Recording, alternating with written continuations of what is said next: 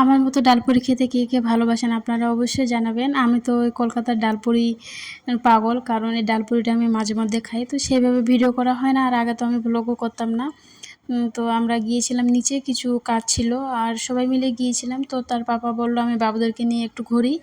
আর নিচে একটা ছোট্ট মেলা লেগেছে, সেখানে বাবুরা খেলছে তার পাপার সাথে। আর আমি আর মেয়ে চলে আসলাম উপরে।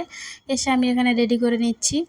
আর এই ডালপুরি আর ওই যে ছোট ছোট ওগুলোকে তো আমাদের ওইদিকে পেঁয়াজু বলে, বাট এইদিকে ডাল বড়া বলে। তো আসসালামু আলাইকুম এভরিওয়ান, কী অবস্থা সবার, আপনারা কেমন আছেন? আশা করি আপনারা সবাই ভালো আছেন। প্রথম সন্তান কেন এত মধুর জানেন? কারণ প্রথম সন্তানেই একজন নারীকে মা বলে নতুন পরিচয় দেয়। এই সন্তানকে ঘিরেই সে প্রথম রাতের পর রাত জেগে থাকে, নিজের ঘুম, নিজের শরীর, নিজের শখ সব কিছু হাসি মুখে ত্যাগ করতে শেখে। প্রথম সন্তানের ছোট হাসির জন্য একজন মা নিজের হাজারটা কষ্টও ভুলে যায়, তাই না? সো খাওয়া দাওয়া শেষ করে মেয়েকে বললাম তুমি পড়তে বসো, আর আমি আমার জন্য এখানে চা বানিয়ে নিচ্ছি। সো আজকের ব্লগটা এখান থেকে, আপনারা সবাই ভালো থাকবেন। আল্লাহ হাফিজ।